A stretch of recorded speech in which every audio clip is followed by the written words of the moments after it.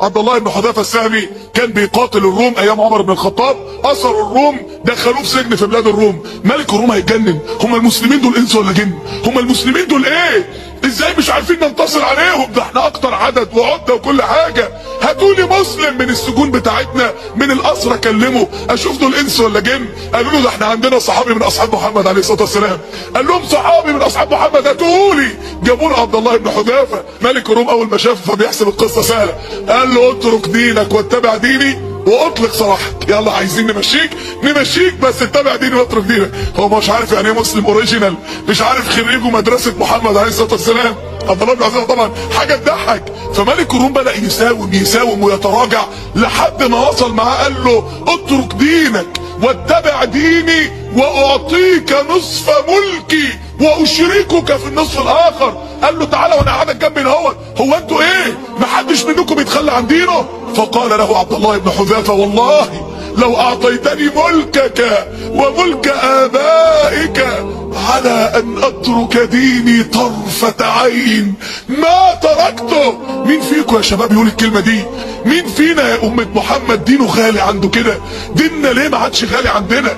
ليه ما عادش الاسلام غالي على قلوبنا وفي حياتنا؟ عبد الله بن حذافة ملك الروم قال له اذا اقتلك يا عم، اقتلني ابقى شهيد في سبيل الله. قال لهم علقوه واضربوه بالسهام داير ما يدور حواليه بس اوعوا تصيبوه. احنا مش عايزين نموته، احنا عايزين نكسره، عايزين نكسر عزة المسلم بالاسلام، عايزين نكسر تمسك المسلم بالاسلام. دي خطة الغرب. والله يا اخوان اما جيت احلل كلام ملك الروم مع عبد الله لقيته خطة الغرب مع شباب امة محمد بالحرف. فلما ضربوه بالسهام قالوا له ولا تهزت شعره في راسه. قال لهم كده طيب احبسوه وجوعوه عطشوه 3 ايام، لما يبقى هيموت من الجوع والعطش دخلوا عليه خمر ولحم خنزير ويشوفوا بقى هيقدر يقاوم ولا لا. فلما فعلوا عبد الله بن حذافه لو قدامه لحم خنزير بقى مشوي ومتقطع طرنشات على خمر بقى يعني بتفور بقى هو، فقال اني لاعلم ان لي رخصة ان اكل من هذا وان اشرب من هذا. انا لي رخصة، ده انا بموت، ولكني لا اشمت اعداء الله في دين الله، ولكني لا اشمت اعداء الله في دين الله. كم مرة شمتناهم فينا يا جماعة؟ كم مرة شمتهم فينا؟ كم مرة شمتيهم فينا؟ كم مرة يا جماعة شمتوا فينا بسبب معاصينا احنا؟ ملك الروم قال ايه ده؟ هو عامل لي فيها بطل ولا ايه؟ طب احنا هنستعمل معاه السلاح بقى اللي معظم الشباب الوقت ما يقدرش يقاوم. كل ما اكلم شاب في اي جامعه يقول انا نفسي التزم بس البنات اعمل ايه؟ كل الشباب يا ابني البنات، يا ابني ربنا، يا ابني الله، يا ابني حبيب قلبي احنا بكلمك في الجنه. هو انا بكلمك في بنطلون في فاترينا نفسك تشتريه معكش فلوسه، ولا في مادتين نفسك تطلع سليم منهم السنه اللي بعدها وشلت لك ماده منهم، ولا في فتاه نفسك تتجوزها ولكن اهلها وافقوا على واحد غيرك وانت زعلان؟ يا ابني انا بكلمك في مصيرك، في مصيرك. ملك الروم قال بس احنا نعمل معاه الطريقه بقى الايه؟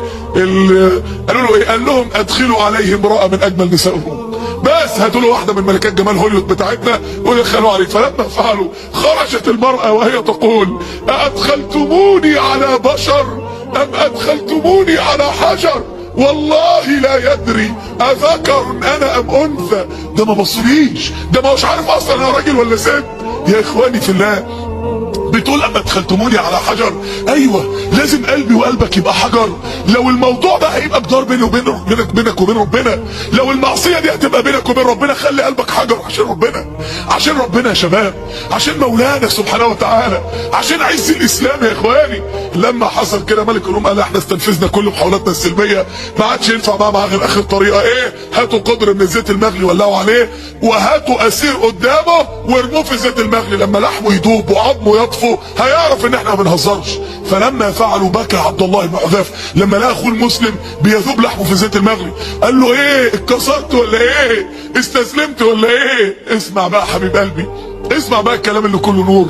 قال له ابكي لاني وذلك الرجل كنا نتنافس في طاعة الله وقد مات موتا لا اسبقه بعدها ابدا. فلما يعني ملك الروم لقى كده قال لهم طب ارموه هو بقى في الزيت المغلي. فلما جاءوا ليلقوا عبد الله بكى. قال له يا عم انت اتكسرت ولا ايه؟ بتبكي ليه؟ قال له ابكي لانه ليست لي الا نفس واحده تموت هذه الموتة في سبيل الله، وددت لو ان لي 100 نفس كلها تموت هذه الموتة في سبيل الله. ملك الروم طبعا قابل نموذج اتكسر، ما هوش عارف يعمل ايه. تخيلوا طلب منه ايه؟ طلب منه طلب مضحك جدا. اخر طلبه منه قال له طب قبل راسي واطلق سراحك. انت هزقتني قدام الوزراء بتوعي وقدام الحاشيه بتاعتي، انا بقى منظري اي كلام خالص. طب حتى بوس راسي بوسه كده تطلع في الجرايد بكره يبقى شكلي ما اتهزقتش منك، يعني رد لي اعتباري. عبد الله بن حذافه حسبها كده، انا لو جيت ابوس راسك ممكن ارجع فيها، ما اقدرش، ولكن لو اطلقت كل من معي من اسرى المسلمين افكر.